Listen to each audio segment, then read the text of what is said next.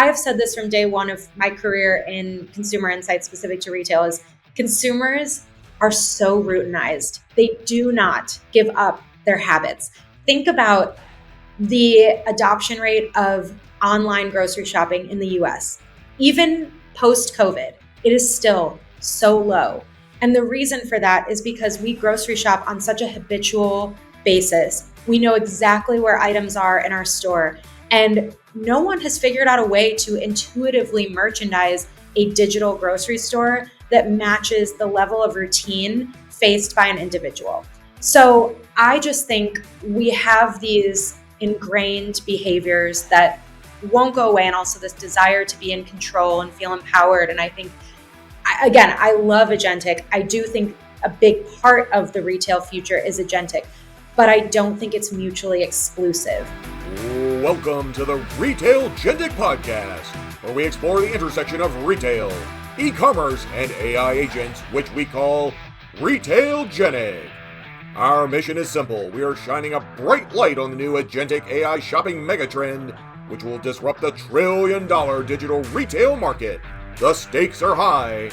Google, OpenAI, Microsoft, Perplexity, Amazon, Apple, Meta, and Anthropic are all fighting to be the consumer AI shopping agent winner. There are going to be some tough decisions for online brands and retailers to make. What happens to checkout? How should payments work? Should you continue to invest in retail media networks? What does the world look like when over half of your traffic is not from humans, but from AI agents? These existential questions are the tip of the iceberg. On this podcast, we're talking to industry experts, analysts, and influencers to get answers to these questions, identify trends, and best practices. This is Retailgentic, your podcast partner in navigating our AI shopping agent future. And now here's your host, Scot Wingo. Welcome to the Retailgentic Podcast. In today's episode, our guest is Melissa Minkow.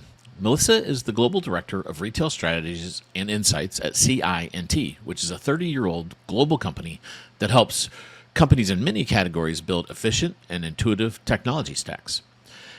At CI&T, Melissa researches consumer behavior, thinks a lot about the consumer experience, and focuses on best practices and strategies for their large retail clients.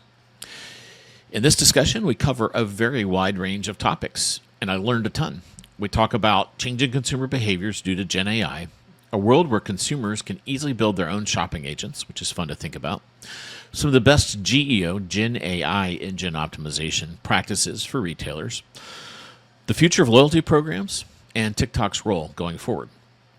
Finally, we got a special treat. Melissa was kind enough to give us a sneak preview of some of their latest consumer behavior survey data as it relates to Gen AI that just wrapped up last week and is not published yet. So we got a little bit of a sneak peek there.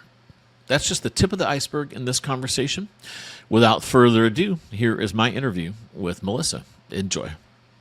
Melissa Minkow, welcome to the Retailgentic Podcast. Excited to have you today. Excited to be here. Thanks. So you and I've been 1 degree away from you for many times, but we've never chatted. And then we were on a kind of a round table together, Retail Wire, I think it was. And I really enjoyed your comments, but because there was like 6 of us, we each got 3 minutes. So I was like, wow, I want to hear more from Melissa. And then I was like, I know how to do that. I'll have her on the podcast, and we'll have kind of a lot of free time to chat about what's going on. Thank you. So appreciate you coming on and sharing some thoughts. Let's jump into your background. So give us a little background of how you got into the fun world of thinking about retail strategy. Sure. So I've always kind of had roots in retail. When I was in high school, I spent my summers working on the sales floor at Anthropologie. And then after that, during my summers in college, I was doing focus group recruiting. So that was across the board, learning people's cheese consumption behaviors and cleaning routines and making sure they fit the quotas that the brands I was representing needed for those focus groups. So that kind of combination of retail experience on the floor and then consumer insights up close and personal kind of bred this interest in insights for shopping and customer experiences in the retail space. And I went to UW-Madison, studied marketing there because I was just so intrigued by consumer behaviors and how they would react to different deals, discounts, products, et cetera. And my first job out of college was then at Target Corporate because of that focus group recruiting and retail background that I had. I was there for 2 years doing merchandise strategies specifically for Target Canada, which was a fascinating case study in attempted international expansion. And then I went very consumer insights focused at a small market research firm that was acquired by Gartner, was there for 6 years, specifically doing consumer insights research for retailers. And I was advising retailers every single day on how to evolve their customer experiences, their omni-channel routes, and their methodology from a marketing perspective in terms of just making sure they could really cater to their core customer. And then from there, I ended up where I am now at CI&T. They were a client of mine at Gartner, and we had a call on, I think it was chatbots, and I was sharing some of my consumer insights research. And about a year later, I was at a small market research firm for a minute doing pharmaceutical behaviors and consumer insights, and they reached out to me and said, "You did a call with us a long time ago. We'd love to hire you in-house to do that consumer insights research and retail strategy advising for us. We're a digital consultancy." So CI&T is a ton of really skilled engineers who design the websites and the applications for retailers, but then also other enterprise businesses as well.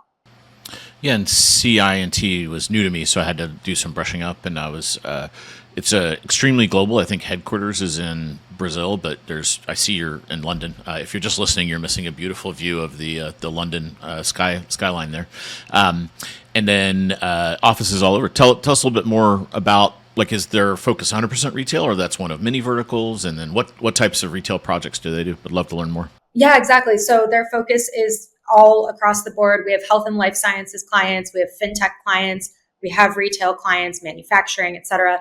It's a 30-year-old company and really is just devoted to providing the most efficient and intuitive technology stacks to all kinds of enterprise clients. So a lot of it is very technical work. It's application modernization and cloud migration, but then there's also a ton of strategy that we help our clients with as well on the UX side so that they are providing the best possible experiences for selling to the end consumer, if it's our retail clients, or to supporting the end consumer if it's, let's say, a doctor. So, we've revamped the healthcare provider systems for some of our health and life sciences clients so that doctors can really easily, for example, figure out digitally what the experience needs to be for their patient. Got it. Cool. I wasn't going back to Target. I recently read an article about that. I didn't realize it was such a thing. I know you're not, but it's interesting. Like, I was reading this retrospect on it, and there was something like 16 systems that were there, and none of them talked to each other. So the folks on the ground had a really hard time just execute. It seemed like there was a lot of lessons to be learned of what not to do in that rollout. Is that yeah? Did you live part of that? Like what? I lived all of that, Scott. Oh my gosh! Okay. Wow. Sorry, I didn't mean to bring up bad times. I'm not triggered at all. It was just, I'll never forget saying to my boss, there has to be a more efficient way to do this, because that was culturally at Target. They always said, if you think your job can be done faster, it probably can. So ask somebody why what you're doing on that particular day is taking so long. This was the one exception. It was like, we didn't have the right systems in place. There were a lot of new technology components being piloted at once. And that combined with, I think, some faulty assumptions such as Canadian consumers shop the same way US consumers do. No, they don't. Just because they're the US's neighbor does not mean they're the same type of consumer. And then also, logistics could be just as easy because it's a large country that's directly above us. No, logistics was very challenging. We had a lot of inventory management issues. It was a really big challenge, especially when the brand can be something so good, because at that time, I mean, it was coming off of a really long stretch of success in the US, and Target was such a golden standard, and consumers in the US were always excited about it. Canadian consumers thought, this is a huge win for us. We don't have to drive across the border for all the brands and fun items we love. But yeah, it was a lesson for sure. Yeah. Sometimes you learn more from the things that don't work out than the ones that do. That, absolutely. Absolutely. Yeah. Yeah. And then I think it's interesting you did the focus groups because, you start walking up to random people and asking about their cheese consumption, and you quickly lose any being embarrassed at all. Like it's kind of a superpower, like to not be embarrassed by anything. There's no shame. Well, yeah. And I always say that my interest in consumer insights actually stems from my favorite movie, which is Amelie. And the way it introduces the characters is through their likes and their dislikes. And I think that just kind of normalized for me getting to know people at an oddly intimate level, for sure. Yeah. The other thing I've learned is people don't like being told they're in a demographic, but then like you start predicting stuff and they're like, wait, how'd you know that? Yeah. Like, I bet you shop at Whole Foods. They're like, what? How did you know I did? Well, I can just kind of tell. Exactly. Go bag in your income. Yeah. Well, cool. Let's talk about, so in your role, you have a pretty broad spectrum of things you're talking to clients about and looking at different trends. What's top of mind these days? I'm always advocating for the consumer and the customer experience. And so I mentioned, we're very technical. We do a lot of highly skilled engineering projects, but we are doing a lot of innovation when it comes to customer experience. Domino's is one of our clients, and we've been working on their digital experience. And we're really proud to be their partner because they are always kind of at the forefront of innovation. So what I've been thinking about a lot is just how consumers are interacting with apps specifically, because I just ran our second for the year consumer insights survey, and consumers told us once again that apps are the easiest channel to use when buying and making purchase decisions. And yet we see such a hesitancy from consumers to download retailer apps.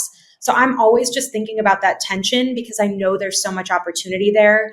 And it's just a matter of convincing the user that it's really worth the real estate on their phone. Yeah, as a user, you're like, is this thing going to throw 1,000 notifications at me? We've all tried the apps that give you notification spam, and you're just like, I can't take anymore. Exactly. And you talked about embarrassment. No one really wants to have that flashing on their phone all the time, like, oh, I have to order another coffee because it knows that I'm just so over caffeinated and stuff like that. But yeah. Cool. So apps are a big thing. What else have you learned from that survey? Yeah, let me kind of pull up some of my notes on that. Is fear of notification like one of the things that keeps people from downloading apps? Or? No, it's typically just what they told us is kind of rooted in trust. They think a lot of times the apps that they end up downloading are overpromise and underdeliver. So they're either glitchy or they don't provide the experiences they hope for. They don't give as strong of deals or discounts, and that's usually why they're downloading them anyway. So that's always very interesting to me, is usually it's from the perspective of price savings or cost savings. And I think consumers tend to realize with apps, they're not getting the deals they'd hoped for with those. Yeah. My last company was app-based, and it's incredibly hard because of Android. So you have your value, your convenience-oriented consumers are all on the iPhone, and they're like 70 or 80%.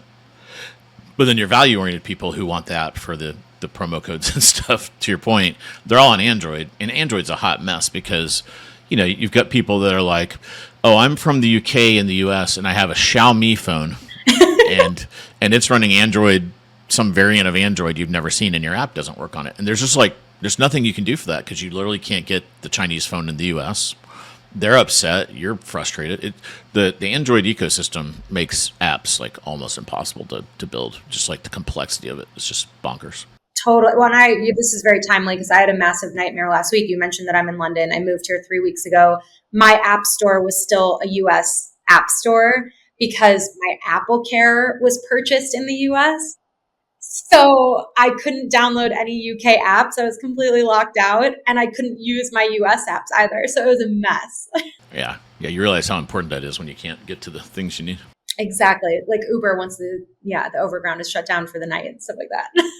Our primary focus is we're really interested in what we call agentic commerce. So, what that means to the world. And for AI and retailers, there's kind of two views. There's how retailers are using it internally, which is more, kind of from the homepage back. So both from optimizing their website, chatbots, customer service, supply chain on the back end, and that kind of stuff.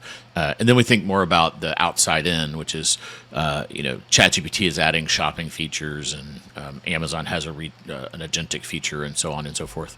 What are in the world of AI, are retailers thinking more about optimizing internally, or starting to think more about the external side? What are you hearing there? I feel like they're focusing more on the external side, but what they should be focusing more on is the internal side first.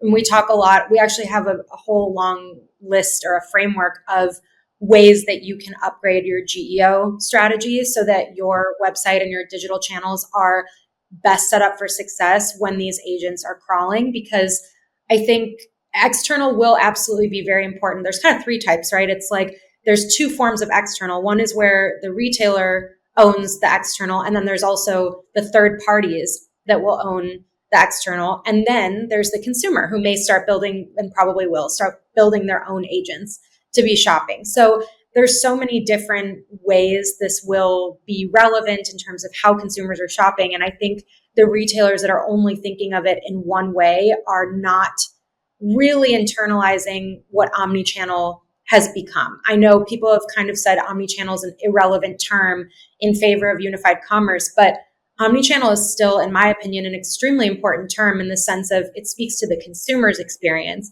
and then how they have different channels for different missions, and they have each channel kind of positioned uniquely in their minds. With the introduction of Agentic, this is going to be no different. Consumers are going to see a time and a place for it, and retailers need to be prepared on all accounts for that. Let's dig into one of those. You pick. Yeah. So for first, let's say the consumer builds their own agent. Let's just say that for a second. I think we're a couple years away from mainstream consumers doing that. I think maybe we're 6 months away from some very crafty individuals doing that. If and when they do that, there are going to be a few things I think retailers need to think about. First is agent ordered pickup in store. Like, where are these orders going to be claimed by the actual consumer in person when their agent has ordered something for them? Is it going to be in the same spot that just buy online, pickup in store is? How is fulfillment kind of going to be situated with that? I also think from a GEO perspective, websites need to be prepared that they'll be crawled by these consumers. And so they'll need to be extremely fluent in consumer lexicon. And that's changing all the time. We know language is constantly evolving. Search capabilities need to match that from an agentic perspective. So there's that. I think those are really the main ways when the consumer is building it themselves. But if the retailer also has an agent operating, then I think the thing we always talk about is, how do these agents speak to each other? Do they interfere with each other? Is the retailer trying to block consumer created agents? Just what does that look like? Yeah, it's interesting. We found a lot of folks in the UK are actually blocking these things. I was talking to a grocery company there, and we couldn't even run an analysis because they were just blocking everything. And they're like, the high level executives like, I didn't realize we were doing that. Why are we doing that? And he looked at his team, and they're like, we don't know. And it was probably some IT group that, there's probably some malicious denial of service attack, and then they just like threw out the baby with the bathwater. Mm-hmm. And regulations are very strict here, rightly so. I think, and I think we're going to see what regulation looks like in the US very soon from an AI perspective. I know that's been a hot topic of conversation, but I will be very curious to see if retailers allow consumer created agents to crawl their sites. I would say, if possible, they should let them so that it's not mutually exclusive, but just make sure that they're building their digital experiences to cater to both their own agentic experience and the one that consumers might be building themselves. Gotcha. Have you done any consumer research on the Gen AI side? We've done a ton, actually. Like, literally just finished fielding this survey that has a ton of information on that. So on generative AI in particular, consumers are definitely using it way more frequently. Some of the statistics that really stand out to me, practically 3/4 of consumers said they're using AI tools in their path to purchase at least occasionally. only 1/4 of respondents said they have not used an AI tool during their path to purchase at this point, which is that's interesting. wild. I've seen 60%, I think, is the highest. So 3/4 would be a new high watermark.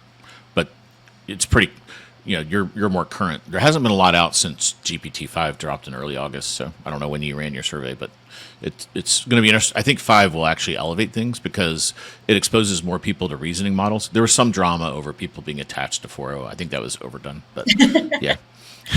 Yeah, no, this is fresh data. This was done fielding, I want to say, end of August last week. So yeah, I'm proud that this is incredibly recent. And I do think it's very accurate because our sample size is 1,000 US consumers and they are reflective of the population. It's not skewed younger by any means. Very cool. I usually ask this at the end, but you've already piqued my interest. Do you guys publish this research and how do we get access to it? We do. It will be published within the next couple weeks. So this is kind of a sneak preview of. Ooh, okay. Yeah. Exclusive. Exactly. I don't know if it's exclusive. Sneak peek. Yes, it'll be a data dive. We don't want to bore people with a lengthy report of just words. I've tried that in the past, and what we found is people just want the stats. So it will be like a stat pack that's released in the next couple weeks. Okay.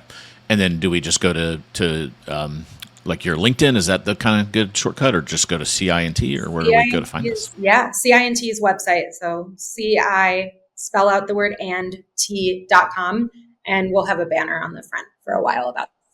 Awesome. I can't wait. I'm going to be checking every hour. I'm going to have my agent. I'm going to build my own agent to go check for your data. There you go. Well, thank you. I appreciate that. Your agent is our biggest fan, I guess. Any other kind of things in the report that shocked you? I mean, there's a ton in here. I was very surprised to see that the primary way consumers feared AI would lower the quality of the shopping experience was by having some sort of agenda in terms of what it shows to them. So this is really important because I know you were going to ask me my thoughts on almost like sponsored GEO and retailers being able to pay either to play or to be higher up in the results because there's not going to be a second page anymore, et cetera, et cetera. I really caution against these third parties doing that because it will completely erode their credibility along the path to purchase. And I think Amazon is a great example of the fact that consumers have trained themselves to not just click the first thing that they see.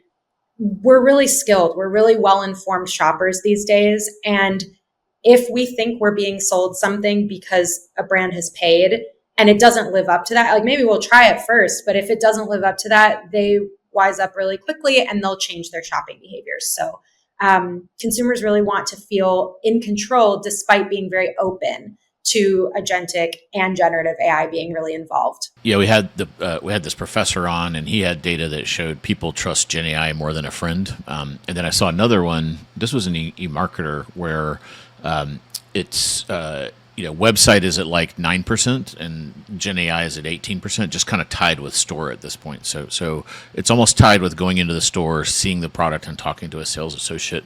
So I agree. I think Amazon's totally jumped the shark on ads, and I get retail media networks, and I think they work okay sprinkled in what they actually add value, but they've all tipped over into this eroding trust and the experience. Exactly. And if you overpower the experience, then the consumer learns to tune you out. So it doesn't behoove you to have so much content being thrown at the customer all the time, or so many ads or so many brands all the time. I mean, to your point, the credibility right now and the trust is there. So it would be foolish to lose that opportunity by allowing so many brands to pay and be in that space that way. There was another research report. This one was from the university. I can't remember if this was Cornell or Stanford or one of those. And they built pretty generic agents using just OpenAI and standard things, and gave them basic prompts like "go find this product." And the without prompting, the agents would avoid sponsored listings and advertising and things like that. So it's interesting. I don't know if they're parroting consumer behavior or they kind of intuitively know also that frequently that's a red herring of it's not the best deal, not the best product on the ads. Exactly. And that goes back to kind of the three types of agents. It's if it's a third party that is now eroding its own credibility, that's not great. If it's the consumer themselves building their own agents, they will teach them and build them so that they avoid those pitfalls. if it's the retailer's agent, I think there's a really unique opportunity there to treat it like the rest of the website and obviously promote what makes sense to be promoting through deals, discounts, etc. But be aware that the consumer has a different mindset with your agent than they do with their own agent, because they're inherently already on your website, inherently kind of biased either towards you or against you because they're just so hyper aware of where they are. Yeah. Yeah. And by having your own agent, you mean like Rufus and Sparky and those types of guys, kind of the branded retailer inside the walled garden type of a thing. Exactly. And if it's a direct to consumer retailer, them creating their own as well. Yeah. And when you're talking to retailers, where do you put having one of those as kind of like the priority list of maybe the top 5 or 10 things they should be thinking about? As in building their own agent for the site? Yeah, versus using agents for better predictive analytics or, maybe like just at the website layer. I'm sure there may even be more. Like we're starting to see reports come out that using it for store level inventory can be a huge margin boost and pricing at the store level and markdowns. That's more back office type stuff. So like front of the house kind of things. What are some best practices retailers should be looking at on how to leverage Gen AI? Yeah, because I do think back office is where you should get things down first. I think that's the foundation.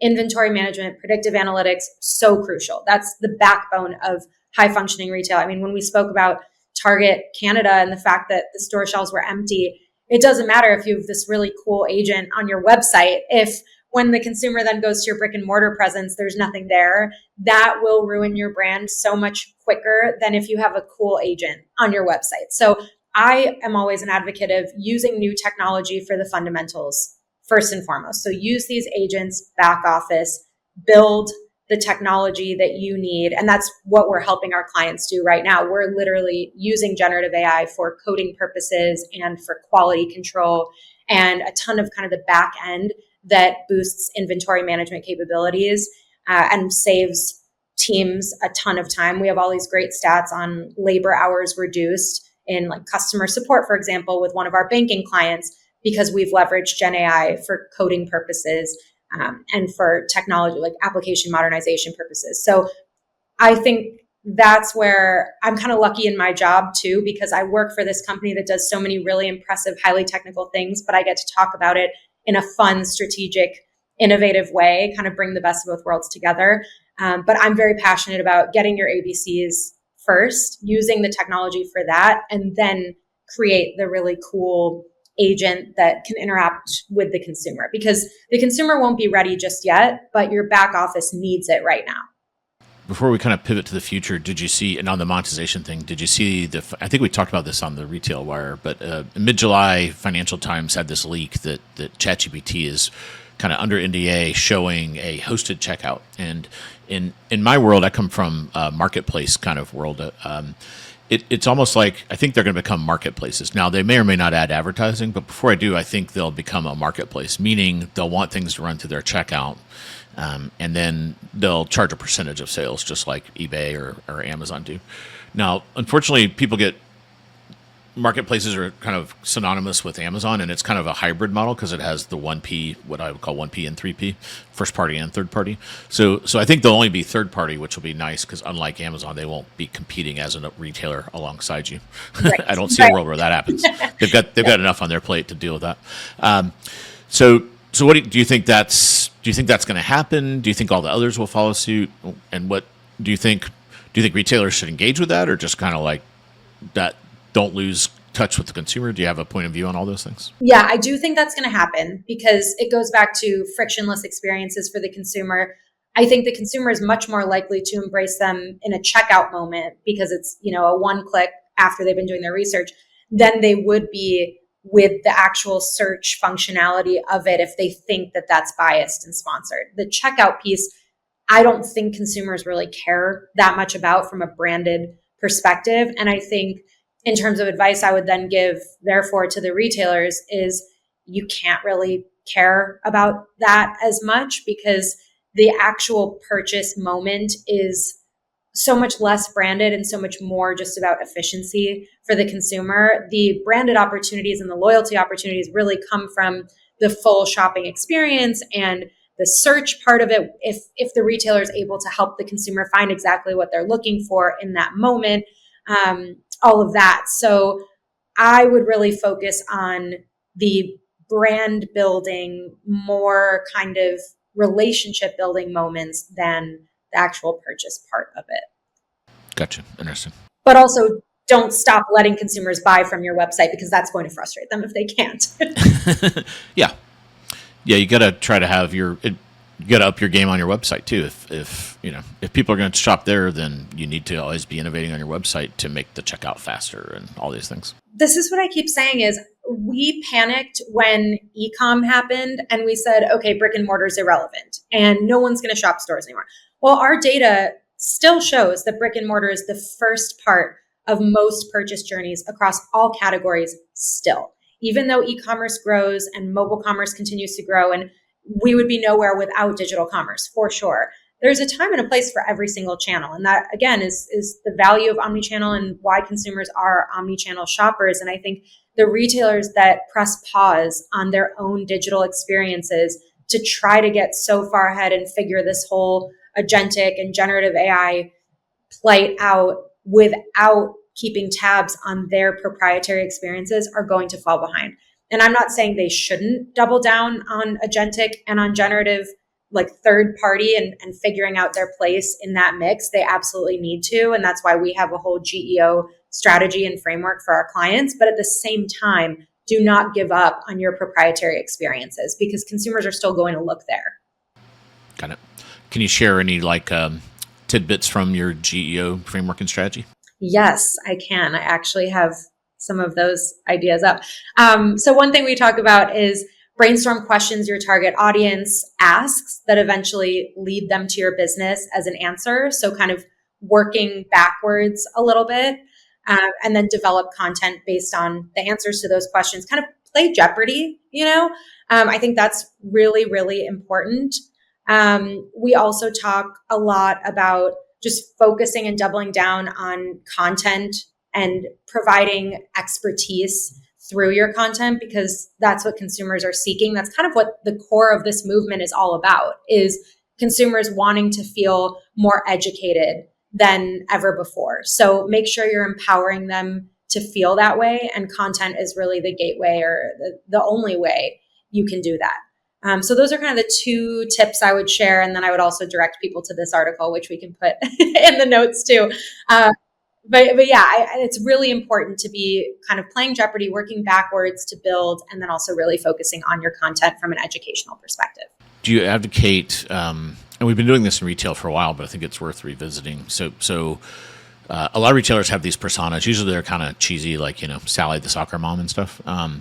But there are demographics, they're real. And then if you can start thinking about their shopping journeys, but then instead of just like where they're clicking and attribution and the way we kind of used to look at it, you need to kind of think, well, at top of funnel, what is that demographic kind of asking for, and then as they get in the middle, what are they asking for, so that you can make sure you have the content that then becomes the answer to that question. So it's a little bit similar to customer journeying, but different in a way that the things we're exploring are not digital pathways. They're more, I guess you're calling it Jeopardy.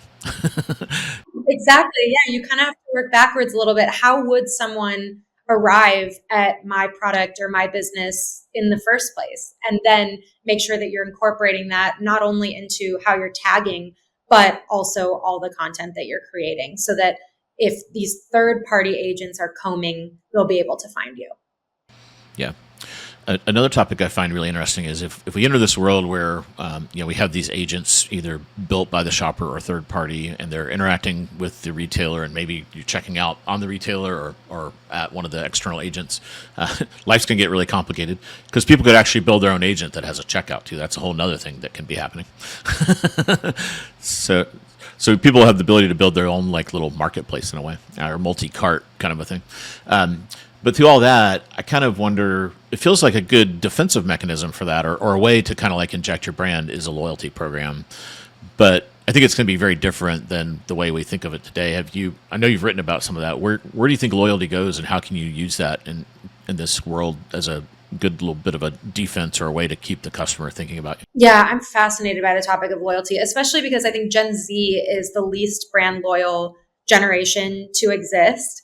And I think a lot of that is the frugality of Gen Z and also just the time they've grown up in. We are so sensitive to deals and discounts, and we're so able to find those and almost be our own agents to find the best deals. But what's fascinating is, especially being here in London, consumers here in particular are very engaged with loyalty programs, far more than I've ever seen in the US. And I was looking at why that might be. I actually posted about this on LinkedIn because one of the big grocers here just changed some benefits or added some benefits to their loyalty scheme. Waitrose now does this little treats thing where if you hit a certain tier of spending in the month, they'll give you this surprise little treat.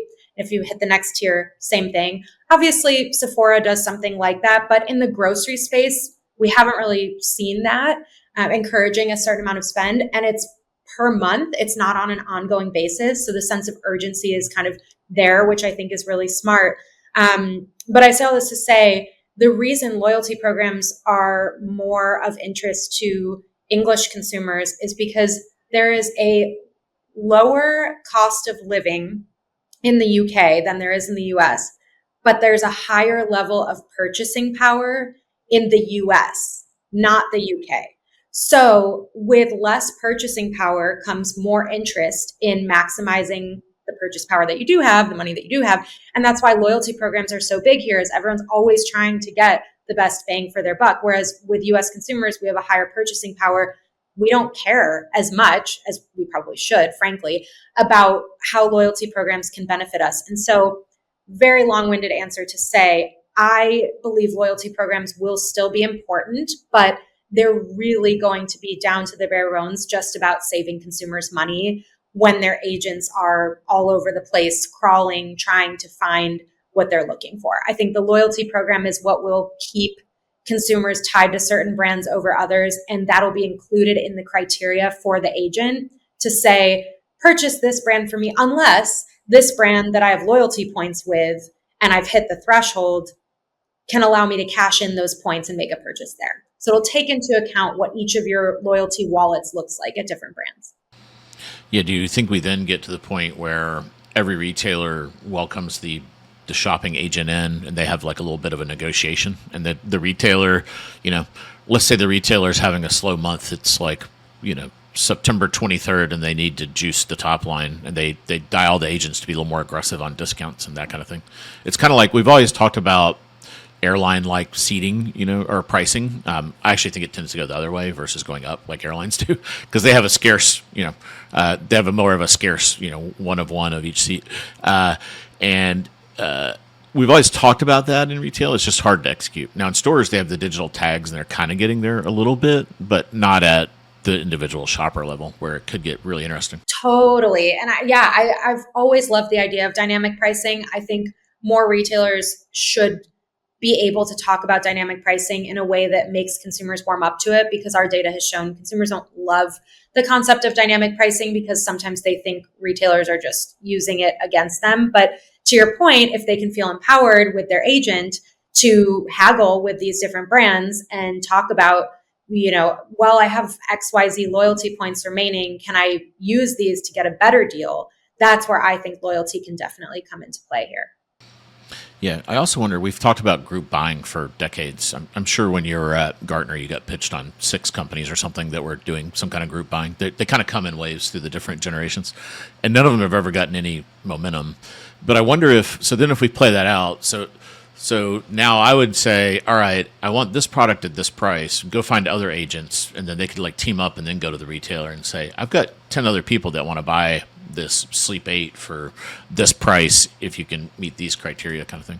Do you think this could be what opens up that finally? Absolutely. That's a really good point. And each other's agents can have like unique codes when they're tied to each other, almost like an affiliate link or whatever. I mean, you can even tie brand ambassadorship to that so that people are getting credits for like if I'm saying to my friend, hey, my agent found this deal on this, if you go in on it with my agent, then we can get an even better deal. Then maybe my agent gets some credit for it with the retailer. And so there's some mileage there. But I think all the catastrophes Ticketmaster has seen, I could see concerts being a really important use case for group buying when it comes to agents, because you're typically not going to a concert alone, stuff like that.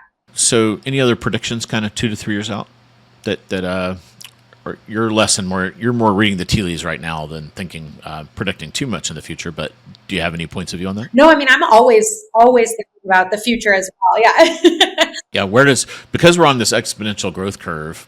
So one that kind of just to start the discussion, I had Roy Rubin on, founder of Magento, and he basically says there's a pretty high probability you won't need a website in 3 years for humans. It'll be just dealing with agents, because the zero-click world, if you play it out to its infinite, and you already talked about 75% are using Gen AI, which is driving clicks down because they're getting answers instead of clicks.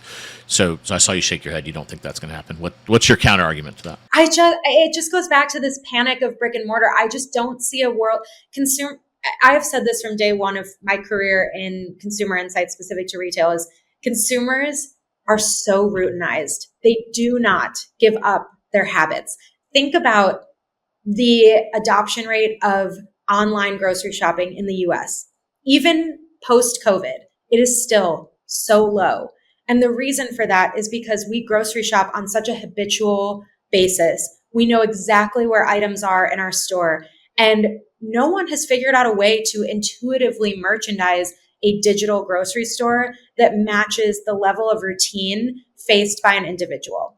So I just think we have these ingrained behaviors that won't go away, and also this desire to be in control and feel empowered. And I think, I love Agentic. I do think a big part of the retail future is Agentic, but I don't think it's mutually exclusive to websites. That's the part I disagree with. I think Agentic absolutely will probably become the first stop for consumers. I think that's where the big shift will happen, but I don't think it'll be the end stop in more than, let's say, I'm throwing a number out, 60% of purchase journeys, because I think consumers will still have this desire to then take things into their own hands and look around on branded websites and then ultimately pull the trigger.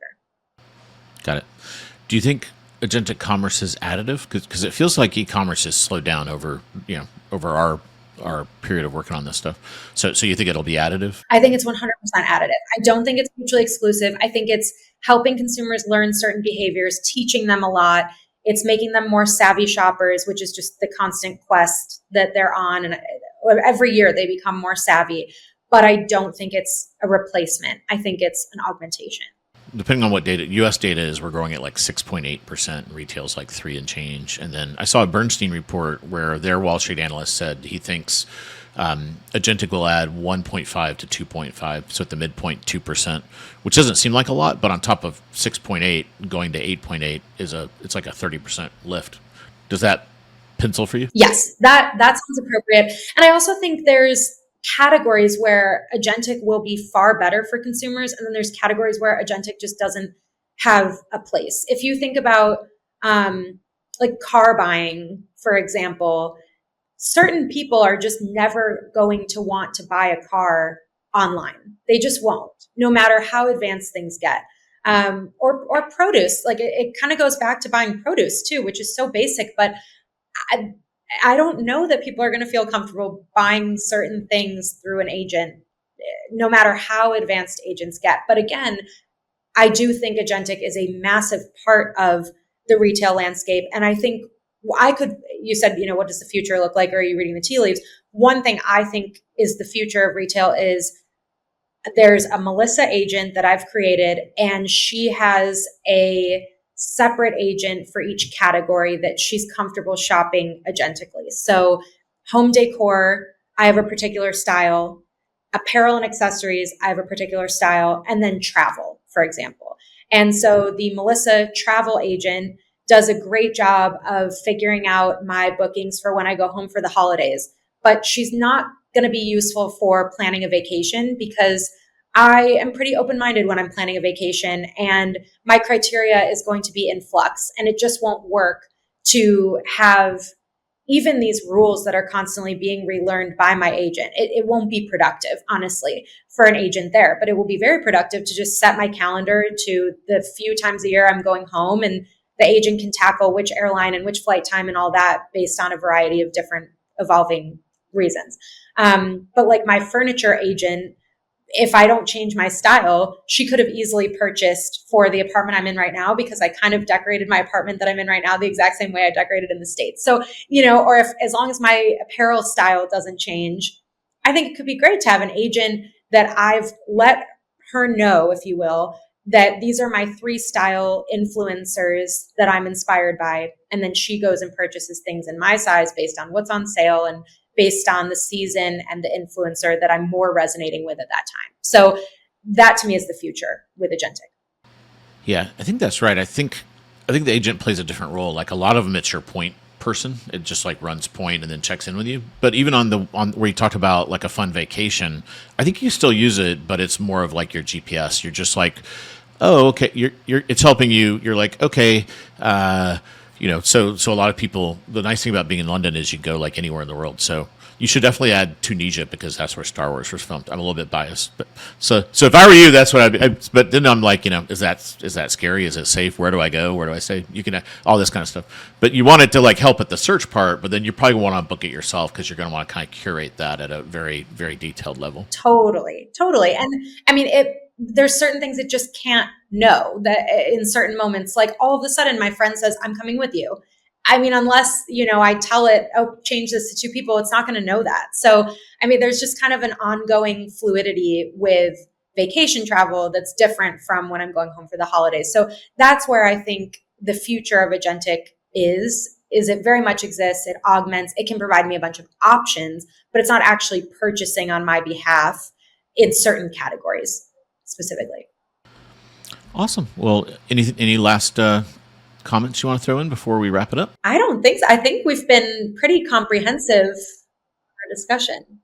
Yeah, I'm gonna go check the CI&T website after this to see if the consumer surveys dropped. You probably haven't had time, but I'm just in case. Maybe someone in marketing put it out there while we were talking. In the next. Actually, yeah. You know what? I did want to bring up one other thing, and that is TikTok, because TikTok has been fascinating, and I think TikTok is a really good future forward best practice example for anyone building an agentic experience to pay attention to, because TikTok has served as both an education and an entertainment platform. And that's how it's been such a strong purchase engine for consumers, and brands have really loved it. So it's a democratized algorithm. Consumers are not being pushed any sort of content other than what they're self-selecting through their algorithm. It's not about, oh, this person usually gets the most likes, so we're sending them that. Sometimes it's accounts with 100 followers. And then it's also the fact that it has such a wonderful search experience. You can put in a misspelled, very specific search query, and it'll still turn up exactly what you're looking for. And that's where I think there's a ton of value in the search experience that brands are creating when it comes to agentic and generative. So that to me, even though I guess it's kind of a combination of reading the tea leaves and predicting the future, but I would say, look at what TikTok has done so well to guide the future of agentic, because the more biased you make it, the more pay to play you make it, the less consumers are going to respect it, in my opinion. Yeah. So it sounds like you think TikTok survives agentic, if not thrives. Yeah. Oh yeah. Again, I don't think they're mutually exclusive. And I think it's because TikTok so brilliantly is engaging. It's fun. It's entertainment. It's unwinding. Its primary function isn't commerce, which is why it's so successful at commerce. And I think agentic needs to take a page out of TikTok's book, actually. Yeah. I have an 18-year-old daughter, and they've totally nailed the serendipitous purchase. It's just like, see content, buy. Just like, bam. Yeah, it's like so fast and streamed. It's crazy. Exactly. And I do think agentic will and can do the same thing. And that's what we're helping brands do, is figure that out and what the back end looks like to support that. But yeah, 100%. Awesome. That's a great one to end on. Thanks very much for taking time. Appreciate it. Thanks for having me. Yeah. Enjoy London. Go have a proper cuppa and all the things, fish and chips and all that. Yes, thank you so much. Like the most unhealthy thing you can possibly eat, I guess. Honestly, so good. Yeah. Yeah, but so good. Yeah. It's got to be hot and fresh and wrapped in newspaper. Exactly. Yeah. Or I'm not taking it. All right. Thanks, Melissa. We'll check in with you in 6 months and see how things are going. Let's do it. Follow, rate, and share to stay up to date with Retailgenic, your guide to the future of AI shopping agents.